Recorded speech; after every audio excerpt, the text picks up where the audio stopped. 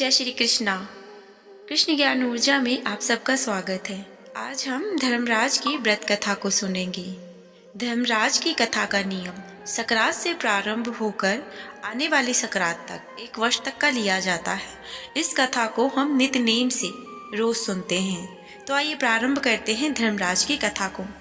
एक समय की बात है कि नैमिषारण्य में सहस्त्र शौनक आदि ऋषिगण परम श्रद्धा के साथ पुराणों के मर्मज्ञ सूत जी महाराज से पूछने लगे कि हे भगवान, हम आपके मुखारविद से धर्मराज की कथा, उसका विधान और महात्म्य सुनना चाहते हैं। सो अब आप कृपा करके सुनाइए।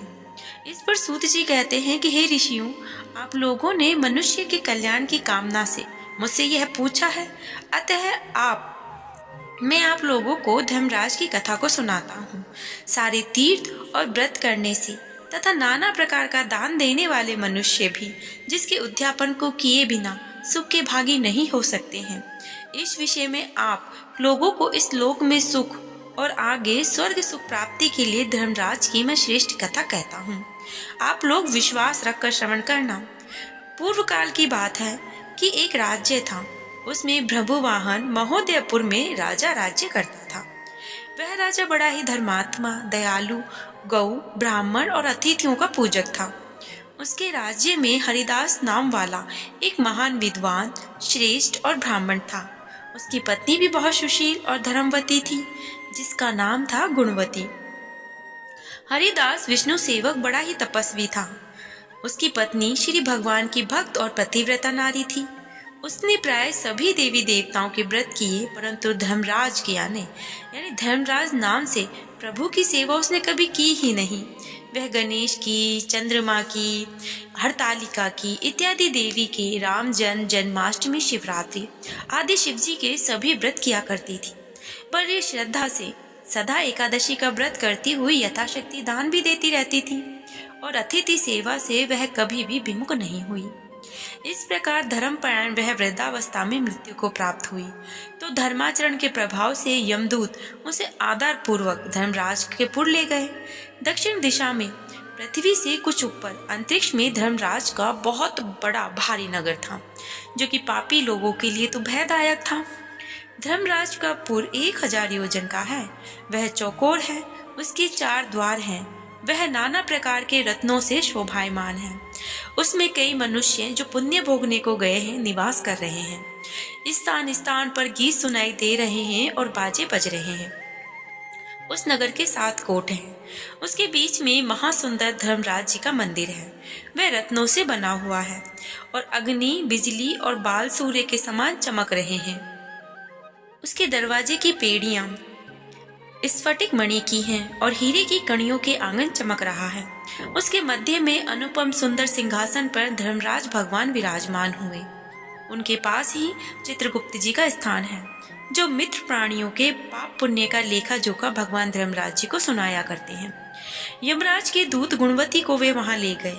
उन्हें देखकर वे भयभीत होकर कांपने लगी और नीचे मुख किए खड़ी हो गई। चित्रगुप्त जी ने उसके पूर्व जन्म के किए हुए पाप पुण्य का लेखा जोखा पढ़कर सुना दिया। धर्मराज जी उस गुणवती की, हरिहर इत्यादि सब देवों में तथा अपने पति में भक्ति देखकर प्रसन्न हुए, पर कुछ उदासी उनके मुखमंडल पर छलकती हुई गुणवती को दिखाई दी।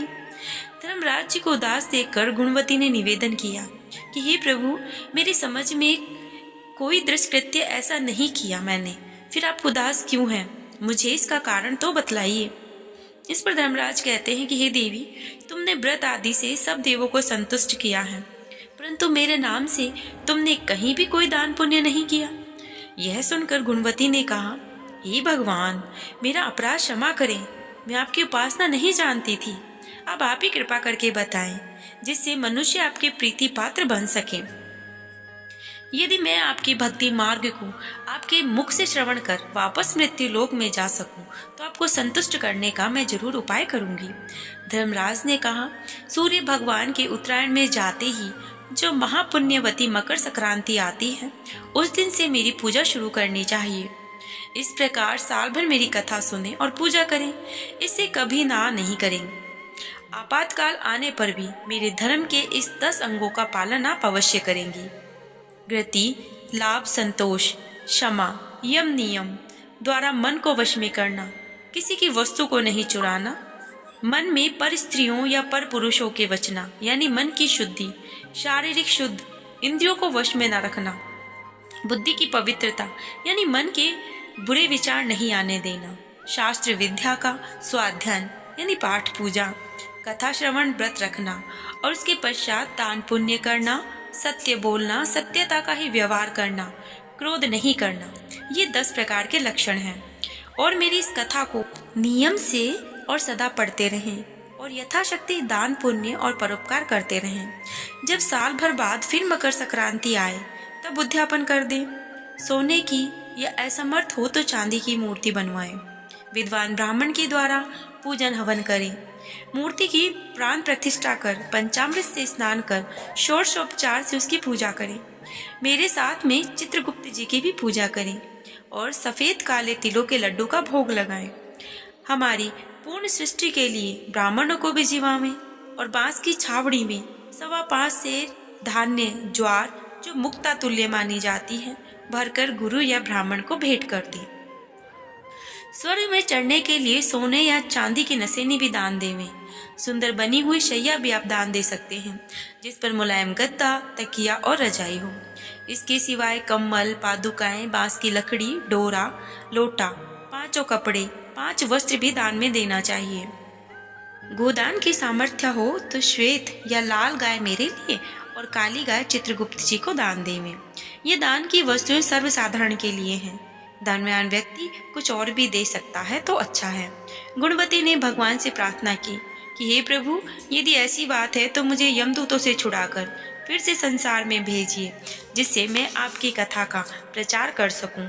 जो ही उसकी प्रार्थना पर भगवान धर्मराज जी ने स्वीकृति दी, उसी समय उसके मृत शरीर में पुनः प्राणों का संचार हो गया और उसके पुत्र आदि कहने लगे, बड़ी प्रसन्नता है कि हमारी माता जी मरकर जिंदा हो गई। इसके अनंतर गुणवती ने अपने पति, पुत्र आदि को वे सब बातें कही जो धर्मराज ने मनुष्य के कल्याण के लिए कही और खुद ने वह व्रत करना आरंभ कर दिया। मकर संक्रांति से ही उसने प्रतिदिन धर्मराज की पूजा की और कथा आरंभ कर दी। स्वर्ग में जाने के लिए दान पुण्य आदि कर्म भी आरंभ कर दिए। इस प्रकार वह गुणवती साल भर में धर्म कथा सुनकर और धर्म के 10 अंगों का पालन कर मृत्यु उपरांत जब स्वर्ग में पहुंची तो देवताओं ने उसका आदर सत्कार किया और सदा स्वर्गीय भोगों को वह भोगती रही। सूत जी महाराज ने सौनकादि ऋषियों से कहा कि हे मुनियों, जिस घर में स्त्री पुरुष धर्मराज की व्रत कथा को श्रद्धा से प्रतिदिन पढ़ते हैं उसके सारे दुख स्वतः ही दूर हो जाते हैं। इससे कुछ भी संशय की बात नहीं है।